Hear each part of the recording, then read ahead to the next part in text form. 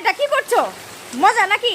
যাও যাও যাও যাও, তাহলে চলো চলো বলছি, চলো এই যে রাস্তায়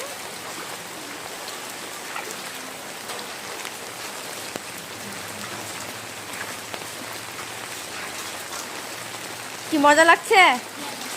আমার ছাতার এই সাইড দিয়ে জল পড়ছে, আর এই মেয়েটা এত দুষ্টু, ওর গায়ে জল পড়ছে না তো, ধীরে ধীরে হাঁটছে ওই জন্য।